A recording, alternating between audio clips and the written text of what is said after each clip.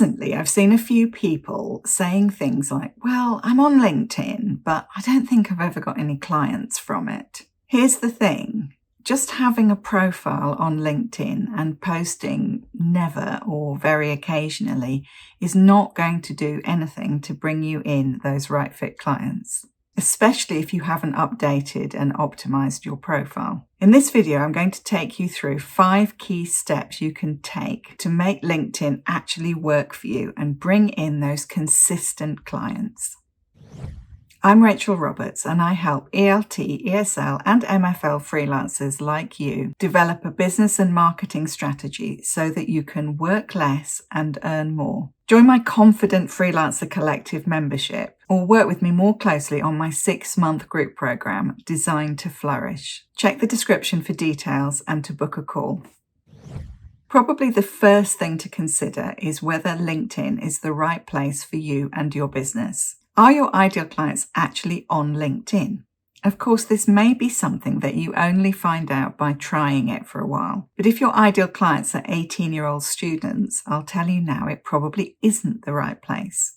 If, on the other hand, you're looking to work with professionals, whether that's other teachers or professionals within a certain field, such as IT, for example, or a particular type of professional, such as a business owner, then I think LinkedIn could probably work very well for you.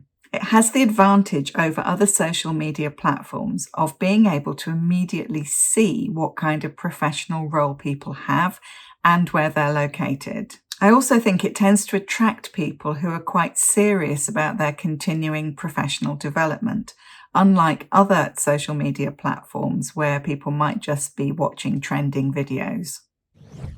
Are you connected with the right people? If you have a service for teachers, then being connected with your peers is perfect for you. But if you're actually looking for people who need business English, for example, then that's who you need to be connected with. Because LinkedIn will tell you about people's professional roles and where they're located, it makes it quite easy to search for exactly the right kind of people and then to request to connect with them. You need to have a connection in common unless you're using the paid version. But in almost all cases, I don't particularly recommend using the paid version because I don't find that it's necessary or particularly helpful. You can simply use the search, request to connect.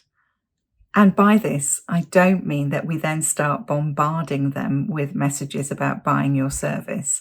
It really is just about connecting with people, giving them the opportunity to go and check out your profile and then to see your posts, and you can take it from there.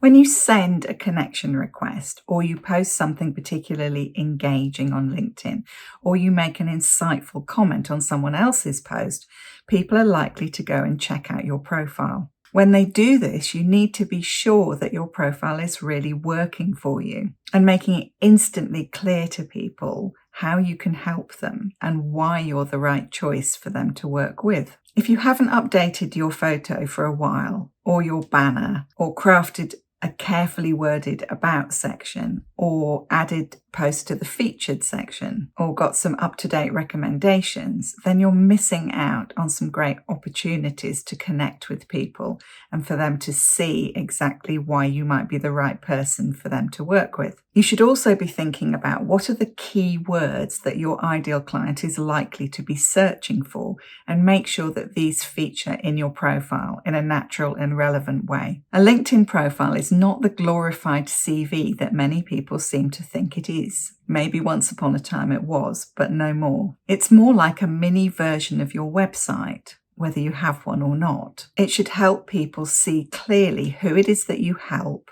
how you help them, why you're the right choice to help them, and how they can take the next step towards working with you.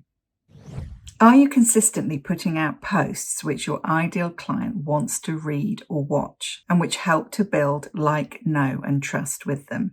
Those essential building blocks in helping people move from being followers to being clients. If you're not sure what you should be putting in your posts, that indicates to me that you probably don't know your ideal client well enough yet, or maybe aren't even sure who exactly that ideal client is. This is really essential in order to use any social media platform effectively. Your posts need to really speak to your ideal client so that they recognize that you fully understand them and their needs. If you'd like some help with this or any other element of designing out your business and working out a marketing strategy around it, I recommend my group program, Designed to Flourish. Even if you do know what to post about, there are other mistakes you could be making. Are you providing variety in the type of post you put out? Even the best crafted posts can start to feel a little bit samey after a while. Make the most of the opportunity to post video, for example, or post a PDF-style carousel instead of a simple written post. Also offer some variety in terms of content. When was the last time you posted about yourself and who you are so that people can get to know you, for example? Are you posting and running, or are you taking the opportunity to make connections on the platform? Engaging with other people's posts before and after you post your own content will help to oil the wheels of the algorithm and ultimately give your post more visibility.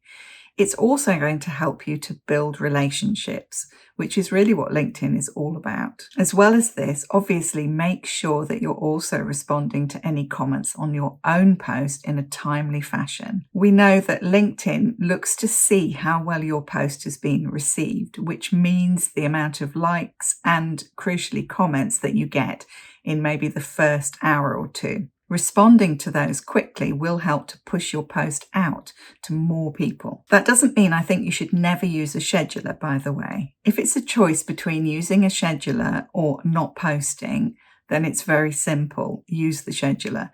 If you use LinkedIn's own native scheduler, it shouldn't affect your reach at all. But obviously the same things still stand about going in and responding to comments and generally being active on the platform. And finally, when you do post, are you thinking enough about what action you want people to take as a result of your post? Do you want them to respond to the post and start a conversation?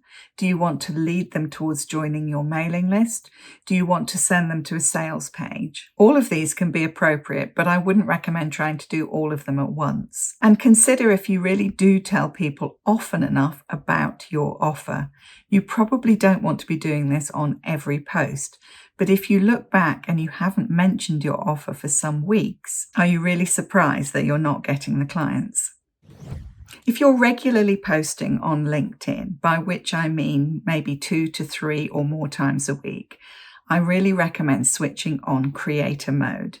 This is specifically designed for people like you who are putting out regular content, and it rewards that in a variety of ways. It will highlight posts on your profile, and you can also add a direct link on your profile at the top. This means you can easily send people to your website or to sign up for your mailing list or wherever you've decided the next best step is for your potential clients. You can also add up to 5 hashtags to your profile, which again is a way of indicating to people exactly who it is that you work with and how you can help them. And last but not least, it will enable you to access better analytics. This means that you can see which posts are performing best for you and which are not, and make decisions about your posts based on that.